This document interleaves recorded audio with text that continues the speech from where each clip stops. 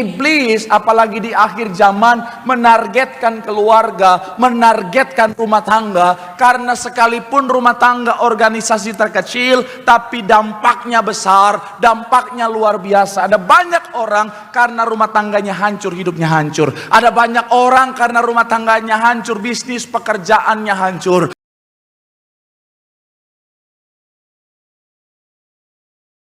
Sama-sama kita tepuk tangan, sama-sama beri beliau Tuhan yang luar biasa.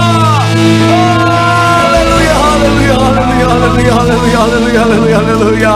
Benar Tuhan, Kau yang kami puja, kami sembah di tempat ini Tuhan. Segala pujian, hormat, sembah, syukur kami hanya bagi satu nama yang kudus, nama yang penuh kuasa, itu nama Tuhan kami Yesus Kristus. Dan kami doa biar kiranya pujian menyembahan kami boleh menyenangkan hati Tuhan, karena kami tahu, kami percaya hati Tuhan disenangkan, hadirat Tuhan dicurahkan, semua yang hadir pasti diberkati dengan sempurna. Dan tiba saatnya kami mau hati kami Tuhan terima kebenaran firman-Mu, isi hati-Mu Bapa. Kami datang dengan hati sebagai hamba yang mau untuk diajar. Tuhan kiranya mengajar, mendidik, bentuk setiap kami, mengarahkan setiap kami, sehingga benar-benar Tuhan benih firman boleh bertumbuh, berakar dan berbuah. Dan kami nggak cuma jadi pendengar saja, tapi kami boleh bangkit jadi pelaku-pelaku firman Tuhan. Dan kami doa, yaitu Tuhan hamba-Mu juga Tuhan diurapi, disucikan, dilayakkan, tutup musim balik kaki salimu Bapa. Kami percaya, yaitu Tuhan dalam pengurapan Tuhan hamba-Mu diubahkan jadi luar biasa untuk jadi berkat. Semua yang hadir diberkati dengan sempurna.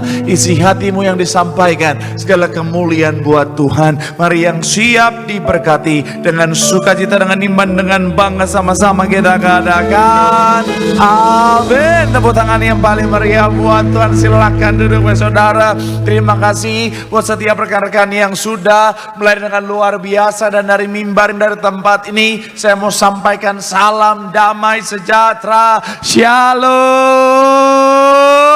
Sekali lagi shalom. Haleluya. Dalam Tuhan ada sukacita, amin. Dan di mana ada sukacita pasti ada senyuman di wajahnya. Sama-sama boleh berikan senyuman, jumpai kanan kirimu, depan belakangmu. Katakan mari bersukacita dalam Tuhan. Minimal 2-3 orang, kiri kananmu, depan belakangmu, dengan senyuman. Bilang senyumnya mana? Bilang sama yang ngomong, itu baru anak Tuhan. Tepuk tangan dulu yang paling meriah buat Tuhan. Haleluya. Luar biasa. Saya senang sekali saudara, saya melihat semangat yang luar biasa. Dan saya pikir saudara, sejak saya khotbah kemarin, ibu-ibu udah gak mau datang lagi di sesi saya saudara. Saya pikir khotbah saya minggu lalu bikin ibu-ibu kepahitan, tapi saya lihat banyak ibu-ibu yang hadir. Artinya semua yang hadir ibu-ibu, apalagi adalah jemaat-jemaat dewasa rohani. Amin. Haleluya. Makanya saya sangat senang lihat saudara, semangatnya luar biasa, kesetiaan yang luar biasa. Dan saya percaya saudara juga pasti senang karena rambut saya sudah kembali ke jalan yang benar saudara. Haleluya. Soalnya kemarin ngobrol sama ibu gembala, ibu nanya, Marcel gimana kok rambutnya bisa salah pergaulan begitu? Oh darah Yesus, maafkan. Jadi saya kembali. Tapi sekali lagi saya suka cita lihat semangat saudara, kesetiaan saudara. Saya mau bilang saudara, orang yang semangat setia cari Tuhan, janji Tuhan, hidupnya anak cucunya pasti diberkati Tuhan. Tepuk tangan yang paling meriah buat Tuhan. Haleluya. Sama-sama bilang sama saya, aku pasti diberkati Tuhan. Anak cucuku pasti diberkati Tuhan. Bilang kanan kirimu, kamu juga pasti diberkati Tuhan. Bilang sama yang ngomong, kamu luar biasa. Bilang sama yang ngomong, semangat. Tepuk tangan yang paling meriah buat Tuhan. Haleluya. Yuk yang bawa Alkitab, kita mau angkat Alkitab kita. Alkitab juga boleh, Alkifon juga boleh. Yang gak bawa Alkitab, angkat tangan juga boleh. Sama-sama dengan iman percaya, sama-sama kita katakan dalam nama Tuhan Yesus, aku percaya Alkitab ini adalah firman Tuhan. Setiap kata kalimatnya sanggup memberkati aku. Dan hari ini aku pasti diubahkan, aku pasti dipulihkan dalam nama Tuhan Yesus. Sama-sama kita katakan amin. Kita buka saudara Markus pasal yang 10. Kita akan langsung ayatnya yang ke-9. Markus pasal yang ke-10 ayatnya yang ke-9. Oh Pak, ini kan ayat minggu lalu. Ya, karena memang khotbah ini adalah kelanjutan dari khotbah kita minggu lalu saudara. Dan kalaupun saudara bilang, Pak saya nggak hadir minggu lalu, it's okay. Karena khotbah ini bisa berdiri secara independen, saudara bisa langsung ikutin part yang kedua ini. Tapi kalau saudara ingin melihat, mengikuti part yang pertama, sudah di-upload di channel YouTube Gereja Tiberias Indonesia, dan saya ajak saudara untuk sama-sama kita subscribe channel YouTube saya. Yuk. Markus 10 ayatnya yang ke-9, sama-sama kita baca. 3. Iya, karena itu tidak boleh. Sekali lagi 3. Iya, karena itu apa yang tidak boleh diceraikan manusia. Nah saudara, seperti yang saya bilang minggu lalu bahwa bicara tentang setiap kita, saya percaya apapun posisi kita, sudah menikah atau belumkah, apapun posisi kita, kita sebagai anak, sebagai orang tua, sebagai suami, sebagai istri, saya percaya setiap kita punya harapan yang sama bahwa rumah tangga kita rumah tangga yang ada suasana sorga di dalamnya. Amin. Saya percaya saudara mau bahwa suasana rumah tangga saudara, keluarga saudara adalah rumah tangga, adalah keluarga yang ada suasana sorga di dalamnya. Tapi memang sangat disayangkan saudara, fenomena hari-hari ini rumah tangga, keluarga, jangankan bicara tentang suasana sorga, mendekat dengan suasana sorga saja sudah mulai tidak saudara. Kenapa? Karena ada banyak rumah tangga hari-hari ini bilang begini, Pak Pendeta, rumah tangga saya suasana neraka Pak Pendeta. Akhirnya ada banyak rumah tangga suasana neraka berakhir dengan kehancuran. Kemarin sudah sempat kita lihat dari CNBC saudara, tingkat perceraian itu ngalamin peningkatan saudara, dan konsisten di angka 400 ribuan saudara. Sedangkan tingkat pernikahan sampai 2024 terus ngalamin yang namanya penurunan. Dan kita di Pulau Jawa saudara itu cukup tinggi saudara. Justru kita di Pulau Jawa adalah yang tertinggi saudara. Kemudian bicara tentang penyebabnya selanjutnya, kalau saudara lihat ada beberapa berita yang saya coba ambil saudara, masuk tahun 2025 juga saudara. Di tahun 2025 gambar selanjutnya bicara tentang yang namanya perceraian juga. Ini bulan April datanya saudara itu meningkat sangat signifikan sampai Kementerian Agama mengusulkan untuk adanya undang-undang perkawinan itu direvisi saudara, supaya tidak mudah dalam konteks perceraian. Kemudian selanjutnya dipersiapkan skema baru saudara untuk bimbingan pranikah, dengan harapan supaya ketika rumah tangga itu dipersiapkan dengan baik bisa menekan angka perceraian. Dan memang sekali lagi saya mau bilang saudara, iblis apalagi di akhir zaman menargetkan keluarga, menargetkan rumah tangga, karena sekalipun rumah tangga organisasi terkecil tapi dampaknya besar, dampaknya luar biasa. Ada banyak orang karena rumah tangganya hancur, hidupnya hancur. Ada banyak orang karena rumah tangganya hancur, bisnis pekerjaannya hancur. Ada banyak orang karena rumah tangganya hancur, karirnya hancur. Ada banyak anak muda karena rumah tangganya hancur, karena dia broken home, akhirnya kehidupannya hancur. Saya mau bilang saudara, bahkan tadi pagi Tuhan taruh di hati saya, kenapa iblis akhirnya saudara menyerang rumah tangga. Karena kalau sampai rumah tangga diserang, rumah tangga hancur, rumah tangga berespon salah, maka dampaknya bukan cuma sampai di generasi itu, tapi generasi di bawahnya akan ngalamin yang namanya kutuk keturunan saudara. Makanya saya mau bilang saudara, anak Tuhan jangan diam saja. Kita harus jaga keluarga kita. Sama-sama bilang sama saya, jaga keluarga. Sama-sama bilang sama saya, jaga rumah tangga. Amin. Jangan biarkan iblis menang, karena kita bukan orang-orang yang diciptakan untuk kalah, tapi bersama dengan Tuhan kita lebih daripada pemenang. Tepuk tangan dulu yang paling meriah buat Tuhan. Haleluya. Nah, kita akan melanjutkan saudara, bagian yang kedua sekaligus bagian yang terakhir adalah tema besarnya Kingdom Family. Sama-sama bilang sama saya, keluarga kerajaan sorga. Amin. Lebih spesifik bicara tentang kunci keluarga, suasana kerajaan sorga. Bagian yang kedua, doa saya melalui firman Tuhan hari ini, saudara dan saya, rumah tangga kita, keluarga kita hidup di bumi seperti di sorga. Tepuk tangan sekali lagi yang paling meriah buat Tuhan. Haleluya. So, apa kunci keluarga, suasana kerajaan sorga? Yang pertama adalah membangun dan menjaga cinta kasih. Sama-sama bilang sama saya, membangun. Sama-sama bilang sama saya, menjaga. Sama-sama bilang sama saya, cinta dan kasih. Amin. Yohanes 13 ayat 34 sampai 35. Yohanes pasal yang ke-13 ayat 34 sampai 35. Yuk yang sudah di sana boleh bilang, aku diberkati Tuhan. Sama-sama, 3. Ya, aku, yaitu supaya kamu saling mengasihi sama seperti, demikian pula kamu harus apa, saling. Ayat 35, dengan demikian semua orang akan tahu bahwa kamu adalah apa? Yaitu jikalau kamu saling. Saya mau bilang saudara, dalam hidup yang paling mendasar yang harus kita miliki sebagai anak Tuhan adalah kasih. Hukum Taurat 10, kalau dikembangkan jadi 613 hukum, kalau dipres jadi satu namanya hukum kasih. Dan saya mau bilang saudara, Alkitab kalau dipres jadi satu kata, saya bisa pastikan katanya adalah kasih, saudara. Dan dalam rumah tangga juga sama. Pastikan kalau kita mau merasakan, kalau kita mau melihat suasana sorga dalam rumah tangga kita, harus ada kasih. Sama-sama bilang sama saya, harus ada kasih. Amin. Nah, dalam terjemahan bahasa Inggris hanya pakai satu kata, yaitu love saja. Tapi bahasa Indonesia lebih detail, ada kata cinta dan kasih dipisah, saudara. Kalau kita boleh based on firman Tuhan, saya bisa kategorikan saudara, kalau cinta itu kasih yang bentuknya eros atau kasih romantis atau nafsu, yang kita tahu ini Tuhan izinkan untuk ada dalam rumah tangga saudara, mengacu pada cinta antara suami istri. Nah, kalau kasih ini lebih kepada agape, philia, dan juga storge, saudara. Nanti kita akan bahas lebih dalam. Tapi sekali lagi saya mau bilang saudara, dalam rumah tangga harus ada cinta, harus ada kasih.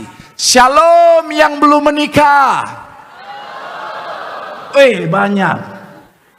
Saya mau bilang yang belum menikah, pastikan salah satu dasar yang harus kau miliki ketika akan menikah adalah cinta. Jangan ikutin falsafah dunia. Apa tuh cinta? Makan tuh cinta. Saya mau bilang rumah tangga tetap harus ada cinta. Amin. Karena rumah tangga tanpa cinta itu hampa terasa, saudara. Betul, apalagi buat para pria yang belum menikah. Shalom para pria yang belum menikah. Pastikan kau menikahi wanita yang sungguh-sungguh kau cintai dalam hidupmu. Kenapa? Karena seumur hidup itu lama. Kalau kau menikah tanpa cinta, setiap hari kau lihat wajahnya. Bangun tidur kau lihat wajahnya, sepanjang hari kau lihat wajahnya, sebelum tidur kau lihat wajahnya. Tanpa cinta rasanya empet. Betul, betul, betul. Saya mau bilang ya, buat para pria, please, jangan menikah hanya karena nafsu.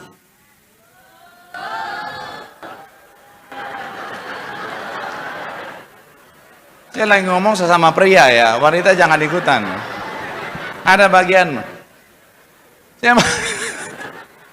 Wanita udah nggak tahan diajak ngobrol. Sabar. Saya mau bilang ya betul. Jangan menikah hanya karena nafsu. Karena sekali lagi itu hanya sementara. Tapi kalau cinta itu bisa bertahan sampai selama-lamanya selama kau kerjakan dengan baik. Intinya apa? Nikahilah wanita yang kau cintai. Kenapa? Karena laki-laki adalah makhluk logika. Beda dengan wanita. Jadi kalau dari awal dia nggak cinta, sekalipun wanita mau jungkir balik, biasanya yang muncul bukan cinta, tapi rasa kasihan, saudara. Jadi pastikan menikahlah dengan wanita yang sungguh-sungguh kau cintai. Kalau wanita sebaliknya, nikahilah laki-laki yang sungguh-sungguh mencintaimu. Kenapa? Karena wanita makhluk perasaan. Jadi ketika laki-laki sangat sungguh-sungguh mencintai dia, dia akan lakukan segalanya. Itu bisa menyentuh hati wanita, cintanya akan tumbuh. Ini bedanya. Jangan kalau sebaliknya, kau mencintai laki-laki tapi yang tidak mencintaimu, aduh. Jangan. Dan ini harus diingat dengan baik. Pak, kalau sudah menikah gimana Pak? Jaga, rawat cinta itu. Ini penting. Kenapa? Karena kalau tidak dijaga, kalau tidak dirawat, cinta akan ngalamin yang namanya gradasi. Jadi pastikan jaga cinta. Bahasa Alkitabiahnya, jaga kasih mula-mula. Ya, karena kalau tidak, banyak rumah tangga usia 5 tahun ke atas pernikahan itu mulai ngerasain kehampaan padahal dulu saling mencintai. Karena cintanya nggak dirawat, nggak dijaga. Saya belajar dari gembala sidang kita, Bapak Ibu gembala kita sampai usia senior mereka. Itu romantisnya luar biasa karena selalu dijaga yang namanya kasih mula-mula. Orang tua ngerti ya, namanya love language. Kalau anak muda pasti tahu love language, tahu ya.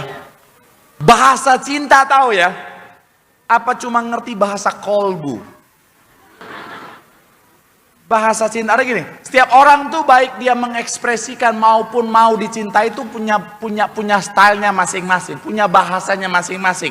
Ada yang dengan kata-kata positif, ada yang dengan quality time, ada yang dengan sentuhan, ada yang gift. Nah ini paling mahal, ini paling boros ini.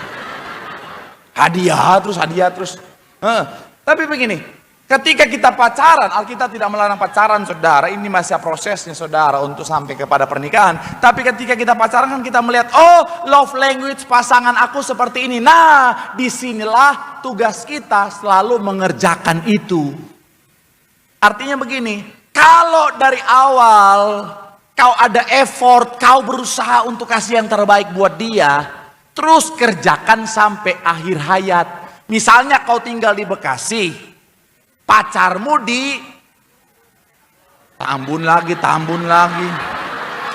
Tolong dong, hargai Tambun. Warga Tambun juga punya perasaan. Misalnya kau tinggal di Bekasi, rumahnya di Sukabumi. Ya, cowoknya di Bekasi, ceweknya di Sukabumi. Terus mereka mau makan bakso di Tambun. Kenapa? Emang di Tambun gak ada bakso enak? Ada. Kalau masih pacaran, ada banyak pria-pria. Sayang kita makan bakso di Tambun yuk. Tapi aku tuh di Sukabumi. Gunung kan kudaki, laut kan kuseberangi. Berangkat dia pada naik sepeda. Pas puncak meledak betis. Dar. Tapi karena cinta kan, dari Bekasi ke Sukabumi, Tambun Sukabumi ke Bekasi lagi. 1 bulan pacaran, anfal dia di rumah sakit. Tapi banyak kan mau melakukan seperti itu. Kenapa? Karena cinta. Nah ini yang harus dijaga. Jangan kalau udah nikah, sayang, tolong. Kenapa? Aku di Harapan Indah, di samping kali. Jam 12 malam kayaknya banyak begal deh sayang. Boleh nggak kamu jemput aku? Naik ojek aja, naik ojek. Iya kan? Ada ibu-ibu langsung. Jangan. Shalom para pria. Kalau dari awal kau menghargai dia dengan cinta, lakukan terus, kerjakan terus. Kalau dari awal dia mau masuk mobil, kau bukain pintu, lakukan terus sampai kau tua. Jangan udah tua, masuk sendiri.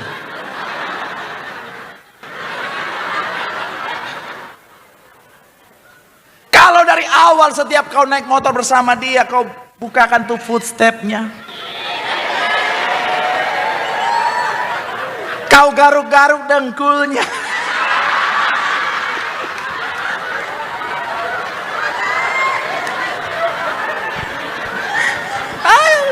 Itu. Saya suka lihat di lampu merah tuh dia garuk-garuk. Saya pengen turun, bang, aku juga bang.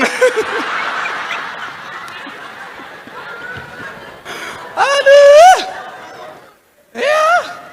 ya lakukan itu terus. Ya.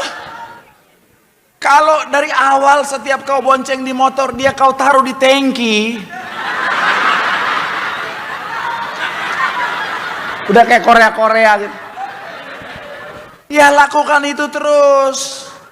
Jangan udah nikah aja taruh di lampu. Ada. Saya suka sedih kadang-kadang ada ibu-ibu kasihan loh. Duduknya di lampu, saudara. Ya kadang-kadang saya ikutin, wah jatuh nggak nih, jatuh nggak nih, jatuh. Lakukan terus, amin. Kerjakan itu, saudara. Kenapa? Karena bicara tentang kasih mula-mula harus selalu dikerjakan. Makanya saya mencatat di sini, saudara, cinta harus selalu dibangun, cinta harus selalu dijaga. Dan bicara tentang cinta juga bicara tentang kasih. Sama-sama bilang sama saya kasih. Amin. Kalau saudara buka Efesus 5 ayat 25 dikatakan begini, saudara. Hai suami, kasihilah istrimu sebagaimana dan telah menyerahkan dirinya. Kata kasih di sini bahasa aslinya agapao. Ini bicara tentang kasih agape. Kasih agape adalah kasih yang berkorban atau menekankan tentang pengorbanan. Jadi cinta itu harus dijaga, kasih juga harus dijaga. Yaitu apa? Kasih yang rela berkorban. Buat yang belum nikah, saya mau bilang ya, jangan menikah untuk cari bahagia. Karena kalau kau menikah untuk cari bahagia, kau akan menuntut pasanganmu untuk membahagiakanmu. Pastikan kau menikah dalam posisi kau sudah beres dulu dengan dirimu. Menikahlah ketika kau siap untuk membahagiakan orang yang kau cintai dalam hidupmu. Karena ketika itu terjadi, maka saling membahagiakan. Walaupun mungkin kita bilang, wah, tapi saya harus berkorban. Tetapi ketika kita melihat orang yang kita cintai bahagia, itu kebahagiaan kita yang luar biasa, saudara. Nah, itulah yang akhirnya menghasilkan rumah tangga, keluarga, suasana sorga. Tepuk tangan dulu yang paling meriah buat Tuhan. Bilang sama kanan kirimu, jaga cinta, jaga kasih. Di situ ada suasana sorga. Tepuk tangan yang paling meriah buat Tuhan. Haleluya. Yang kedua, apa kunci keluarga suasana sorga? Adalah membangun dan menjaga kesetiaan. Sama-sama bilang sama saya, jaga kesetiaan. Amin. Amsal 3, 3-4. Sama-sama kita baca. 3, ya. Janganlah kasih dan setia meninggalkan engkau. Kalungkanlah. Ayat yang keempat dikatakan apa? Maka engkau akan mendapat kasih dan penghargaan dalam. Ayat 3 dikatakan apa? Sekali lagi bagian awal. Jagalah kiranya apa? Sama-sama bilang sama saya kasih.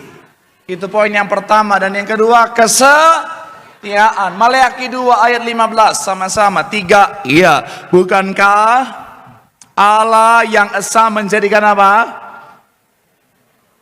Dan apakah yang dikehendaki kesatuan itu?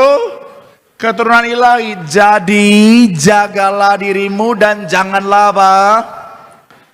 Terhadap istri dari masa mudanya. Saya mau bilang saudara, yang kedua setelah kasih, jaga kesetiaan.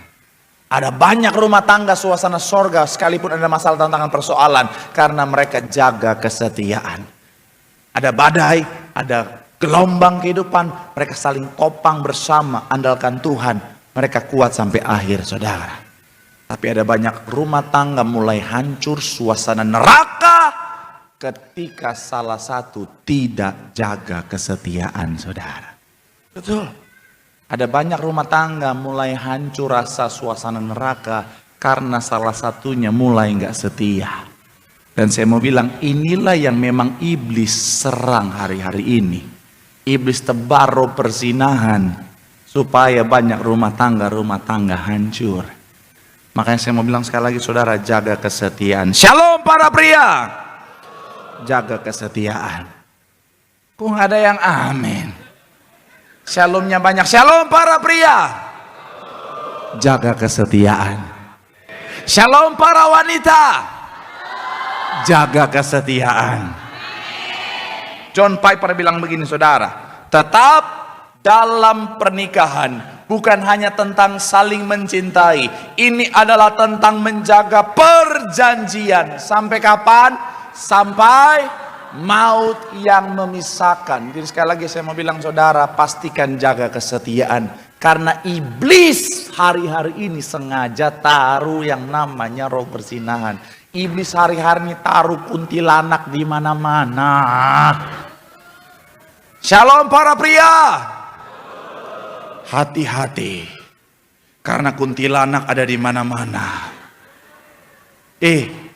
Kuntilanak zaman sekarang udah beda. Mereka sudah seperti perspektif Tuhan. Maksudnya apa? Mereka tidak melihat rupa. Yang mereka lihat adalah hati, harta dan properti. Ya. Kuntilanak zaman sekarang nggak peduli wajahmu seperti apa, Pak. Sekalipun abstrak. Bukan jelek, karena ciptaan Tuhan semuanya baik. Amin. Abstrak itu salah satu karya seni. Sekalipun abstrak suamimu, Bu, selama dia kaya, dia sukses, kuntilanak bilang, akan kuhancurkan rumah tangganya. Ya, ada kan. Saya pernah lihat satu video di TikTok saudara. Jadi dia rekam obrolan para kuntilanak. Disebutnya ani-ani. Mereka lagi ngobrol. Iya. Dan saya mau bilang buat para wanita, shalom para wanita. Sebaik apapun suamimu, semakin royal suamimu, please jangan share di sosial media. Masih banyak yang bingung ya, saya akan jelaskan. Karena ani-ani, kuntilanak pantau sosial media. Banyak ibu-ibu membawa suaminya sendiri pada pencobaan. Suaminya kasih apa dia posting, terima kasih suamiku. Suaminya beliin tas baru, thank you my husband. Suaminya posting kasih mobil baru, oh hasianku.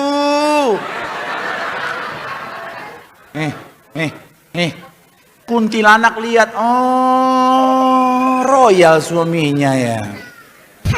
Akan kukuasai hartanya. Itu yang wanita-wanita itu, saudara, mereka ngobrol.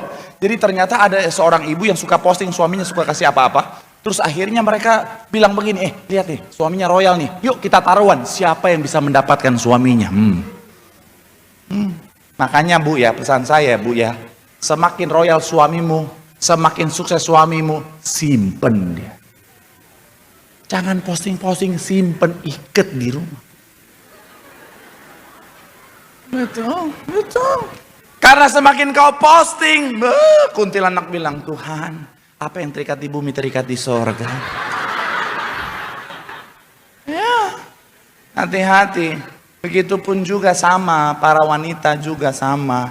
Pastikan apa saudara, jaga yang namanya kesetiaan. Karena zaman sekarang sama. Banyak wanita-wanita ada roh-roh ulat bulu saudara.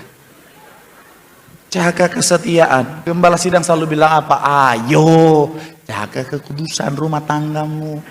Jaga kesetiaan. Buaya ada di mana-mana.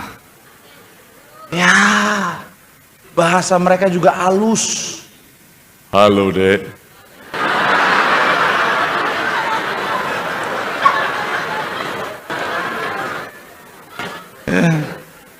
Jaga kekudusan, jaga kesetiaan rumah tanggamu. Di situ adalah kunci suasana sorga. Tepuk tangan yang paling meriah buat Tuhan. Bilang sama kanan kirimu, jaga kesetiaan.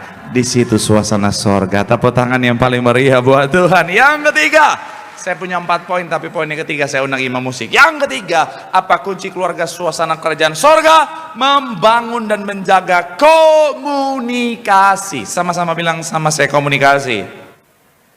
Amsal 18 ayat 21. Yuk sama-sama kita baca. 3, iya. Hidup dan mati dikuasai lidah. Siapa suka mengemakannya akan apa? Bagian awal dikatakan apa? Hidup dan mati dikuasai. Kalau saudara perhatikan, hidup kita sangat ditentukan oleh bagaimana lidah kita, mulut kita. Ini satu hal yang kecil tapi punya dampak besar, saudara. Kalau hidup saja bisa ditentukan oleh lidah, apalagi pernikahan, apalagi keluarga, apalagi rumah tangga. Jadi jaga komunikasi. Perkataan kita jaga. Ada satu quotes bilang begini, jarak terdekat antara antara dua manusia adalah komunikasi. Kenapa? Karena komunikasi bisa menghubungkan hati, membangun keintiman, dan mengatasi konflik. Tapi kalau komunikasi tidak dijaga, maka hati bisa terpisah, keintiman bisa hancur, konflik bisa muncul. Makanya jaga. Firman Tuhan banyak bicara tentang komunikasi dalam rumah tangga. 3 pilar yang penting kalau saya bimbingan pranikah, saya selalu bilang salah satu pilar yang penting dalam rumah tangga itu komunikasi. Jaga. Firman Tuhan banyak ayat yang dibahas, saudara, tapi kita akan bahas beberapa saja. Yang pertama Efesus 4 ayat 29. Efesus 4 ayat 29. 3, ya. Janganlah ada perkataan kotor keluar, tapi pakailah perkataan yang baik untuk membangun di mana perlu supaya please jaga perkataan kita. Jangan rumah tangga rasa ragunan. Rumah tangga kalau berantem, jerapah lu, kuda nil, bekicot. Orang denger, kebun binatang kali. Iya loh. Saya Tuhan. Itu saya kan dulu kontraktor ya. Ya maksudnya kontrak sana sini pindah-pindah. Saya pernah punya tetangga, wah berantem terus. Akhirnya apa? Rasa neraka. Sampai rumah saya rasa neraka gara-gara tetangga nama dia. Ada tetangga sekarang, tapi agak jauh, nggak dekat banget, agak jauh dikit. Tengah malam tiba-tiba anaknya teriak, tolong! Bapak gua mukul mak gua!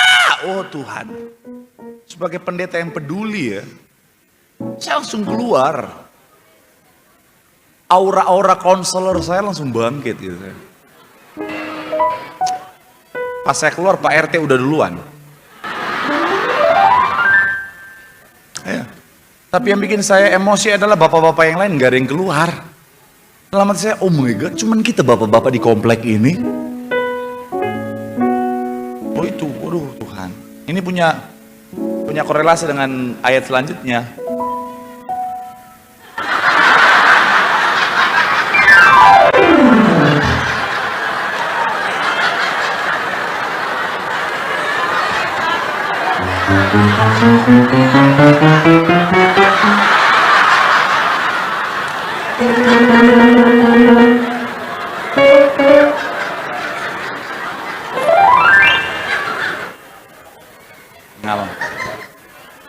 Nggak apa-apa. Hari-hari ini banyak orang tertekan memang ya. Oke.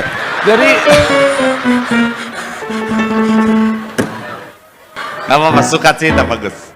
Jadi itu teriak-teriak. Soalnya tuang pecah. Tuhan apa ini? Pak gua dipukul bapak gua. Tapi akhirnya saya tahu kenapa itu terjadi. Karena itu udah dipukul, udah dipecahin apa saya nggak tahu sudah, karena saya mau masuk saya takut, BPJS saya belum aktif kan, jadi saya itu istrinya, dasar lu ya, wih Tuhan Yesus. Dalam hati saya, oh pantas. Tidak membenarkan, tapi saya mengerti kenapa gitu ya. Karena itu tadi mulut. Karena lidah tubuh binasa. Jadi jangan kata-kata kotor lah, janganlah. Kata-kata yang baik, amin.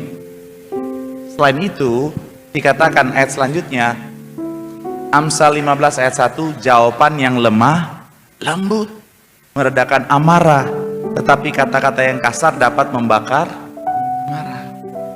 Mungkin kata-kata kita sudah baik, tapi nada kita nggak ada lemah lembutnya. Ini juga bahaya. Nih contoh ya, suami pulang rumah, "Shalom mama." Istri jawab, "Apa?" Suasana sorga. Kondisi yang sama. "Shalom mama." "Apa?"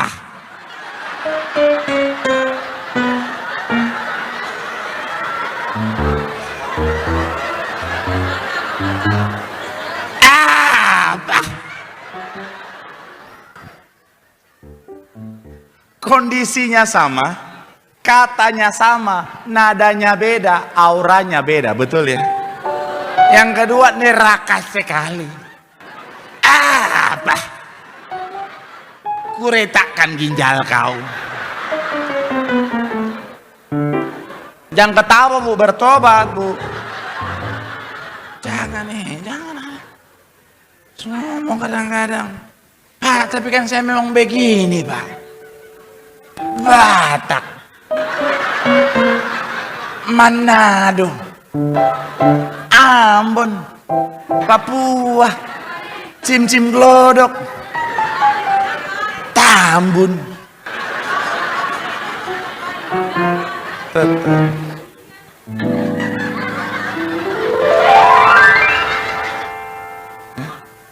Saya mau bilang ya, saya juga orang Manado. Saya kan orang Manado. Awal mula istri saya ketika kenal saya, dia pikir saya marah-marah terus. Karena kan orang Ambon sama orang Manado tuh, kalau orang Batak kan lebih penekanan. Gitu.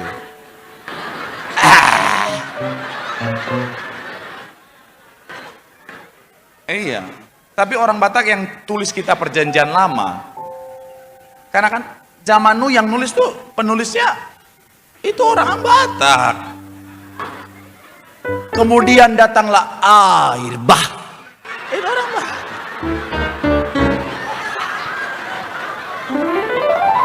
Air bah. Nah itu orang Batak. Marga Simamora dia.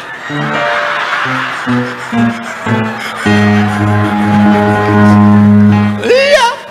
Nuh aja kalau saudara tahu itu Nuh Simangunsong. Nah, jadi sampai di mana nih khotbah saya ini ohnya? Iyalah. Lupa khotbah saya, Bah.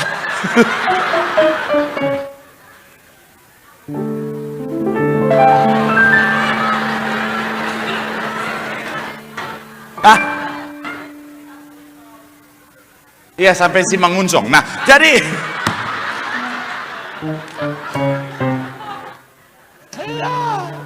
lemah lembut dan kasar. Saya orang Manado. Kita kan orang Manado kan kalau ngomong sama orang Batak tuh, orang Ambon tuh udah cepet, nadanya suka naik lagi. Hai. Tabula bali. Nah. Sampai istri saya pikir saya suka marah-marah cara ngomongnya. Akhirnya saya rubah karena saya dasarnya kasih. Jadi dia kan orang Karawang ya, istri saya orang Karawang.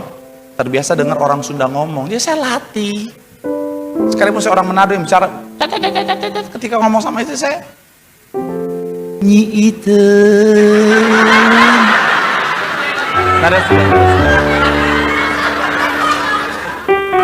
Kumaha damang.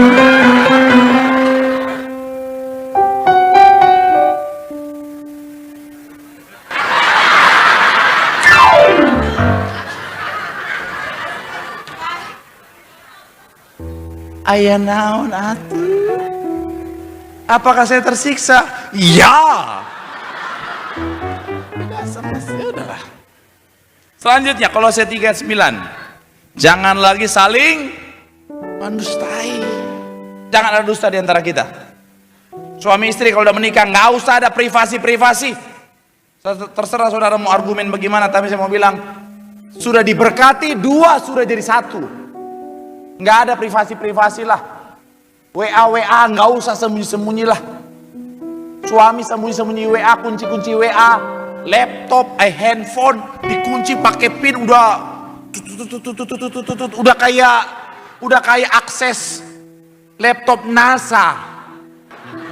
Nggak boleh. Sampai ada istri saking dia pengen tahu isi handphone suaminya. Pas suaminya tidur dia akal, pas dia tidur akan kubuka.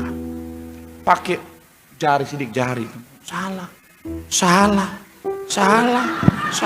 Semua jari udah salah. Ternyata jempol kaki, darah Yesus. Nggak boleh. Saya sama istri saya semua dia tahu, nggak ada privasi semua, Instagram, Facebook semuanya nggak ada, WA semua, kecuali pin ATM nggak boleh. Selain itu semua dia tahu.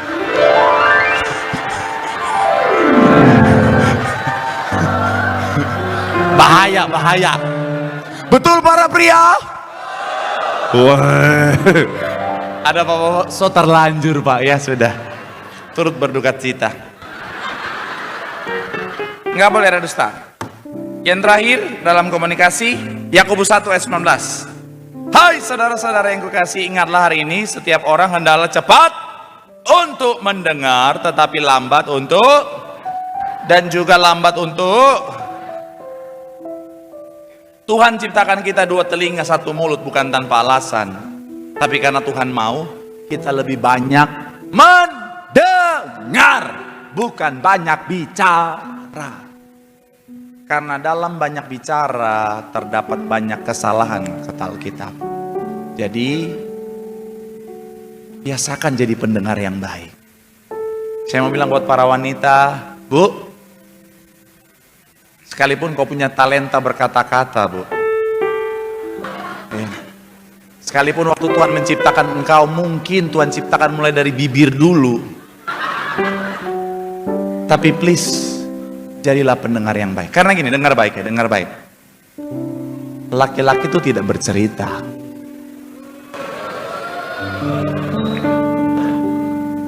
Tapi ketika dia bercerita, artinya dia sangat butuh didengarkan.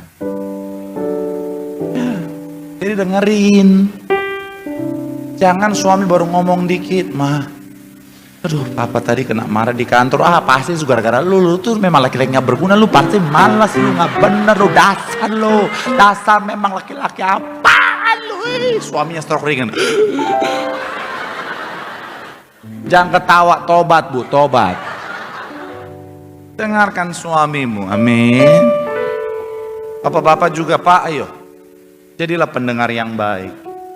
Wanita tuh karunia berkata-kata memang lebih, makanya ketika kau siap menikah, siap jadi pendengar yang baik. Justru wanita kalau dia diam itu yang bahaya. Selama dia cerewet, aman. Kalau dia udah diam, kamu kenapa? Enggak apa-apa. Pendengar yang baik. Pak, tapi saya pusing Pak. Kau yang salah Pak. Kok gimana? Nih, mohon maaf para wanita, jangan dengerin, khusus kami para pria. Ini nggak ada pendeta ngajarin, saya doang nih. Buat para pria, shalom para pria. Kenapa kau pusing dengerin cerita istrimu? Karena kau berpikir untuk kasih dia solusi. Memang ini bagian dari naluri laki-laki, imam dalam keluarga. Ketika istri ceritain masalah, dia berusaha untuk selalu berpikir gimana solusinya. Nah inilah yang bikin pusing. Wanita tuh seringkali cuma butuh didengarkan, dia nggak butuh solusi. Betul para wanita? Jadi nggak usah pikirin Pak. Dia ngomong apa dengerin aja.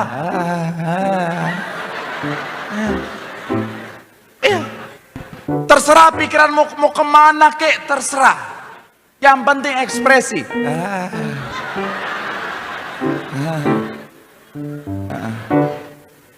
Tapi jangan sampai salah ekspresi. Dia lagi cerita kesel sama temennya, kalau digampar.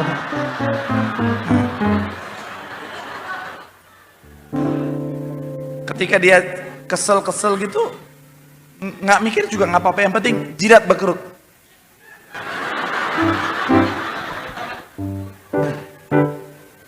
Intinya sekali lagi jaga komunikasi. Jadilah pendengar yang baik. Kalau komunikasi baik, di situ ada suasana sorga. Tepuk tangan yang paling meriah buat Tuhan. Dan yang terakhir, apa kunci suasana sorga? Membangun mesbah dalam keluarga. Sama-sama bilang sama saya, bangun mesbah. Ayat 20 dalam Matius 18. Sama-sama. 3, ya. Sebab di situ aku ada. Esensi sorga dalam kekristenan adalah ketika kita ngalamin kehadiran Tuhan. Tuhan hadir, hadiratnya tercurah bagi setiap kita, itu suasana sorga. Kenapa sorga disebut sorga? Karena Tuhan bertahta di sana. Ngapain kita di sorga? Menikmati hadirat Tuhan. Saudara pernah nyembah terus kayaknya damai banget? Itu sorga. Makanya ketika kita membangun mesbah, Tuhan hadir, bertahta di atas pujian penyembahan-Nya, keluarga ngalamin suasana sorga di dalamnya. Bapak-bapak bangun mesbah, nyembah Tuhan. Ibu-ibu bangun mesbah, nyembah Tuhan. Anak-anak ingatkan orang tuamu, bangun mesbah. Tuhan hadir, bertahta dalam rumah tanggamu. Di situ suasana sorga. Sekali lagi tepuk tangan yang paling meriah buat Tuhan. Bilang sama kanan kirimu, bangun mesbah. Di situ ada suasana sorga. Tepuk tangan yang paling meriah buat Tuhan. Yang diberkati boleh lambaikan tanganmu. Tepuk tangan sorak-sorai yang paling meriah buat Tuhan. Haleluya, haleluya, haleluya.